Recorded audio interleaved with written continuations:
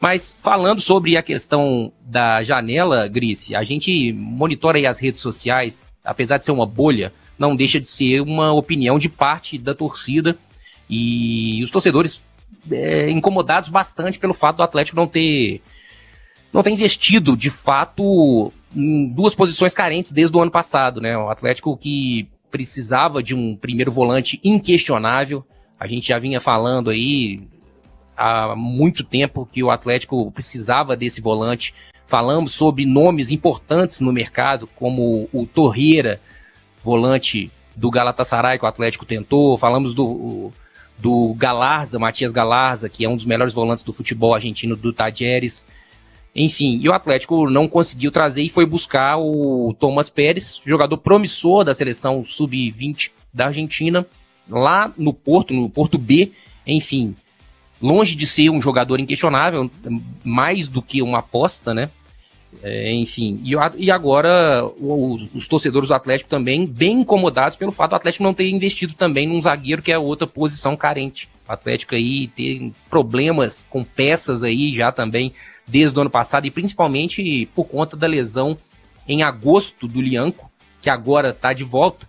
Mas são 5 meses aí que o Atlético não investiu e a janela toda acabando, a janela internacional acabando no último dia 3, o Atlético realmente não conseguiu buscar um nome de peso para essa posição. Então o Atlético agora vai voltar para o mercado interno.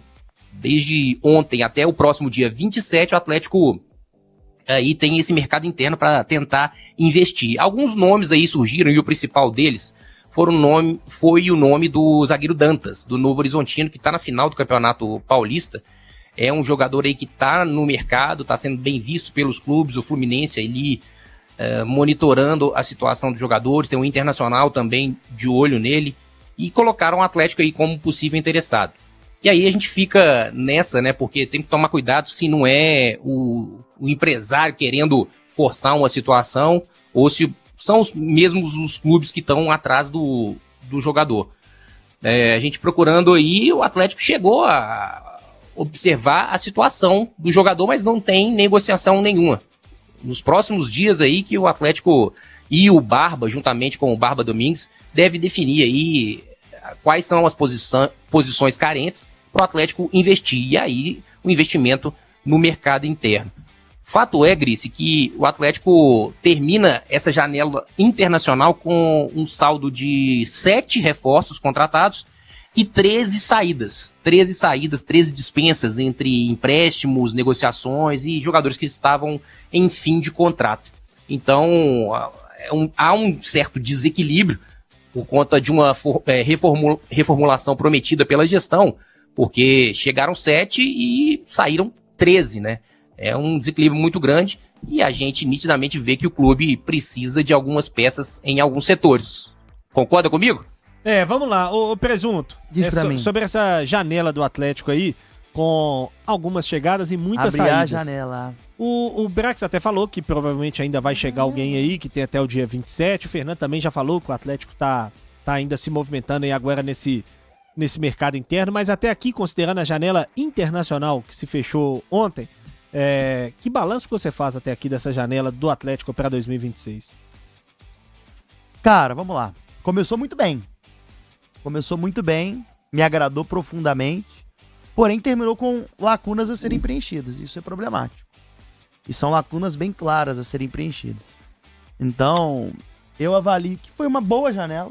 Não vou cobrar acima da conta. Eu acho que foi uma janela boa. Vamos lá. Trouxe 2 laterais para serem titulares, o Preciado não correspondeu até agora, mas não dá para chamar de erro a contratação. É o que eu penso, pelo menos. Não sei se você concorda de mim. Concordo.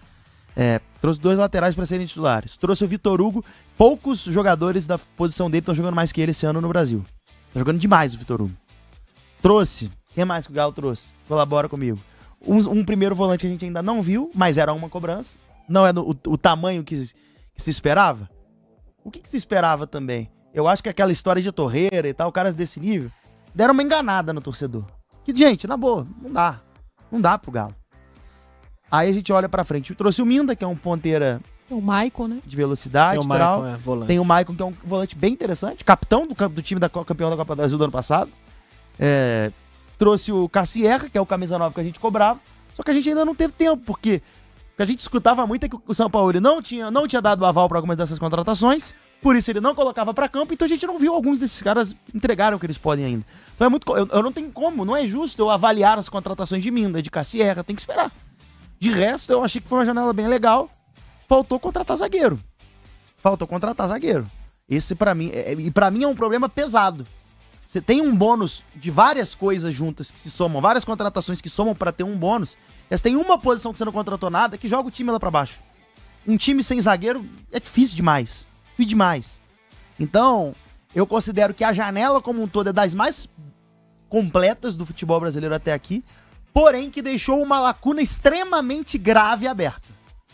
Então, eu fico nesse meio de caminho entre uma janela quase completa, mas que pra completar faltou preencher uma lacuna escandalosa grave, que poucos times do Brasil têm uma lacuna tão escandalosa e grave.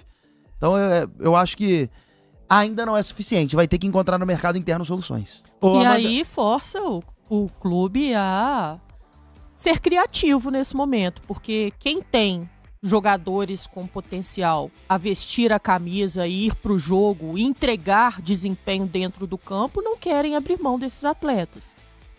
Aí também precisa ser criativo na questão financeira. Quem está disponível nesse momento a querer fazer algum tipo de transferência são atletas, como citado agora o caso do Dantas, né? O Novo Horizontino tem feito com regularidade a temporada 2026, é muito jovem ainda, tem potencial ainda para ser desenvolvido, mas é um atleta pouco experimentado no nível de competições no qual o Atlético está dentro dessa temporada de 2026. Seria mais uma aposta. Então, acho que tudo isso força o Atlético a ser muito criativo, porque os que têm valores absurdos não cabem no bolso do Atlético, e aqueles jogadores que poderiam, né, se transferir para o Atlético, que tem preços mais acessíveis nesse momento, se tornam apostas e dificulta cada vez mais aí o planejamento do Atlético.